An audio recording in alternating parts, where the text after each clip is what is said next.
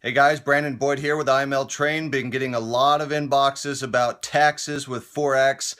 Now, I'm not a CPA, I'm not an accountant, I'm not licensed to give you guys tax advice, so let me just give you the generic details so that you can understand how this works. So as you know, like with commissions that you guys receive, what I've always recommended, if you're making money with IML, anything over about $500 for the year, you want to make sure that you set aside about 15 to 25% of all your commissions. I just set it aside in an account where you can pay your taxes. Now, some of you guys are like, oh no, I don't want to do that. I'm just going to put it in the auto trader and trade it, and that way I can make money on my taxes and I'll pay it. Guys, I think that's actually a mistake. I think it's a mistake because if for whatever reason you lose that money, now you've lost your tax money.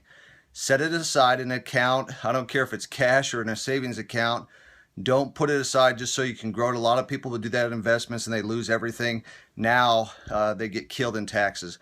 Now with Forex, what you want to do, keep in mind, anytime that you withdraw funds, what happens is you're going to get taxed on that. So let's say that you put in $2,000 and let's say even you lost $800. So you actually lost money. You can record that on your taxes. But you put in $2,000, but you made $6,000. You've withdrawn the money. What you want to do is your brokerage account is going to record every time that you deposit or withdraw funds.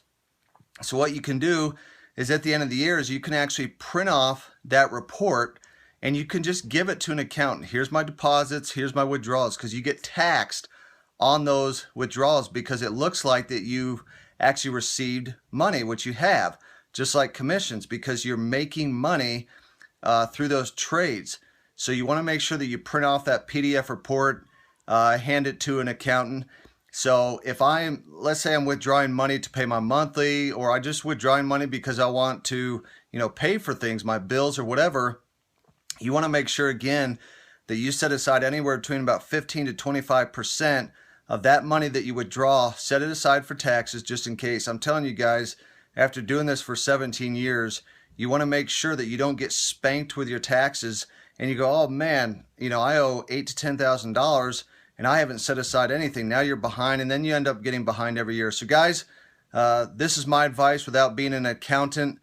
You want to make sure that you guys talk with an accountant, but this is the correct info to take, which is to print out those records and set aside 15 to 25% of all your income, your withdrawals, your commissions for taxes. You may not end up having to use it, but just in case, you want to make sure that you have that set aside. So guys, if you like this, click like, tag it, share it with others. We'll see you guys at the top.